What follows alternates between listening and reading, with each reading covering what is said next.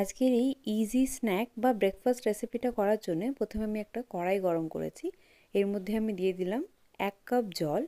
আরও আমি এখানে অল্প একটু জল দিচ্ছি, 1 কাপ, আর আমি হাফ কাপ আরও জল দিলাম। মোট 1.5 কাপ এখানে আমি জল দিয়েছি। তার সাথে এখানে আমি দিয়ে দিয়েছি কাঁচা লঙ্কা কুচি, আর দিয়ে দিচ্ছি গ্রেট করে রাখা আদা, 2টো কাঁচা লঙ্কা কুচি, 2 ইঞ্চি আদা গ্রেট করে দিয়েছি, আর দিয়ে দিলাম চিলি ফ্লেক্স ছোটো চামচের হাফ চামচ, আর ধনেপাতা কুচি দিয়েছি। এবারে এইগুলো একটু মিক্স করে দিচ্ছি। আজকের এই স্ন্যাক রেসিপিটা যে কেউ বানাতে পারবে, আর এটা খেতে খুব দুর্দান্ত হয়।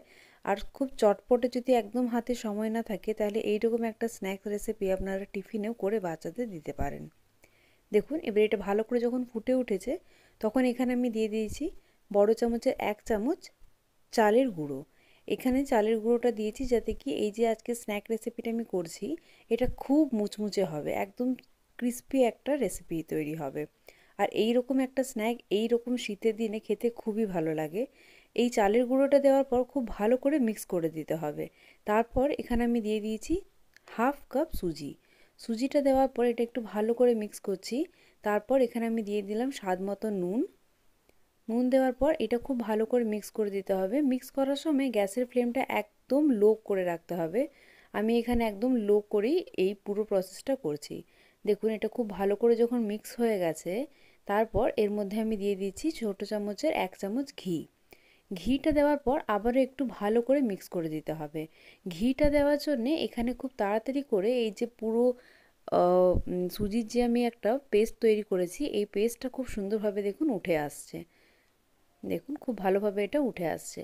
হাতে একদম কম সময় যদি থাকে, তাহলে এই রকম একটা রেসিপি আপনারা বাড়িতে স্ন্যাক হিসেবে বা ব্রেকফাস্ট হিসেবে বা বাচ্চাদের টিফিন হিসেবেও করে দিতে পারেন।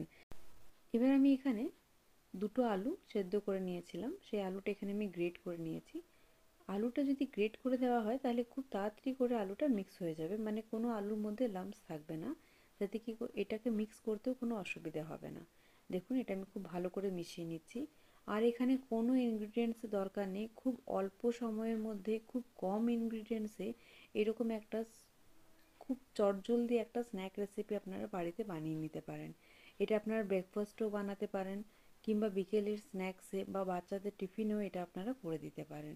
এবারে দেখুন এটা আমি একটা জায়গার মধ্যে বের করে নিয়েছি, এটা একটু ঠান্ডা করে নিতে হবে। দেখুন এটা আমি ভালো করে একটা স্প্যাচুলা দিয়ে চারিদিকে এটা আমি একটু ছড়িয়ে দিলাম, যাতে এটা একটু তাড়াতাড়ি ঠান্ডা হয়ে যায়। এবার এটা যখন ঠান্ডা হয়ে গেছে, এর মধ্যে থেকে আমি অল্প অল্প করে সুজিটা নিয়ে আমি এইরকম লম্বা লম্বা করে কাটলেট শেপ এখানে দিয়ে দিয়েছি। দেখুন আপনারা চাইলে যে কোনো শেপ এখানে দিতে পারেন, লম্বা, গোল শেপ, হার্ট শেপ, বা যে কোনো ট্রায়াঙ্গল শেপই আপনারা দিতে পারেন। এবার এটাকে আমি দেখুন এইভাবে আমি আপনাদের একটা করে দেখাচ্ছি। বাকি কয়েকটা আমি করে রেখেছিলাম, আর বাকিগুলো আমি করে নেব। এইভাবে হাতে নিয়ে একটু হালকা করে রোল করে নিলে এটা খুব সহজেই উঠে আসবে। দেখুন এইভাবে আমি এখানে সব কটাকে একইভাবে আমি এখানে তৈরি করে নিচ্ছি। দেখুন এখানে সব কটা আমি তৈরি করে নিয়েছি। এই যে সব কটা তৈরি করতে খুব অল্প সময় লাগে, এটা আপনারা খুব ইজিলি বাড়িতে তৈরি করে নিতে পারেন। এবার আমি এগুলোকে ডিপ ফ্রাই করে নেব। ডিপ ফ্রাই করার জন্য এখানে আমি তেল নিয়েছি। তেলটা যখন একটু গরম হয়ে গেছে, তখন আমি এর মধ্যে একটা একটা করে এই যে সুজির যে আমি রোলটা করেছি, এটা আমি ছেড়ে দিচ্ছি। দেখুন এইভাবে এটা আমি অল্প অল্প করে ছেড়ে দিয়েছি। এটা কিন্তু মিডিয়াম ফ্লেমে ভাজতে হবে, খুব হাই ফ্লেমে ভাজলে কিন্তু উপরটা লালচে লালচে হয়ে যাবে, কিন্তু ভিতরটা অনেকটাই কাঁচা কাঁচা থেকে যাবে। তাই এটা একটু মিডিয়াম ফ্লেমে ভাজবেন, দেখবেন এটা খেতে খুব সুস্বাদু হয়। আমি এখানে চালের গুঁড়োটা ব্যবহার করেছি, যাতে কি এই যে রোল যেগুলো আমি তৈরি করেছি সুজির আলুর, এটা যাতে অনেক বেশি ক্রিস্পি হয়। আপনাদের কাছে যদি চালের গুঁড়ো না থাকে, তাহলে আপনারা ওটা একেবারেই স্কিপ করতে পারেন। সেই ক্ষেত্রে আপনাদের কোনো কিছু ব্যবহার করতে হবে না, শুধু সুজি আর আলু দিয়েই এই রেসিপিটা তৈরি করে নিতে পারবেন। দেখুন এটা একটু একটু যখন লালচে লালচে হয়ে গেছে, তখন এটা আমি একটু নাড়াচাড়া করে নিয়েছি। এবার দেখুন এটা আমি আবার এইভাবে আমি এটা উল্টে দিচ্ছি। খুব সহজেই এই রেসিপিটা আপনারা বাড়িতে তৈরি করে নিতে পারবেন, আর এটা খেতে বড় সকলের খুব ভালো লাগবে। আপনারা যদি এটা বাচ্চাদের টিফিনে দিতেন, তাহলে এর মধ্যে কাঁচা লঙ্কা কুচি না দিলেও হয়, চিলি ফ্লেক্স দিলে একটু হালকা হালকা ঝাল ঝাল হয়। দেখুন এবার এগুলো আমি রেডি করে নিয়েছি, একেবারে খুব সুন্দরভাবে তৈরি হয়ে গেছে। আজকের এই সুজি আলু স্ন্যাক রেসিপি যদি আপনাদের ভালো লেগে থাকে তাহলে অবশ্যই আমার চ্যানেল স্বাদের ঠিকানাকে সাবস্ক্রাইব করবেন এবং পাশের বেল আইকনটি অবশ্যই প্রেস করবেন আপকামিং সব ভিডিওজের নোটিফিকেশনস পাওয়ার জন্য।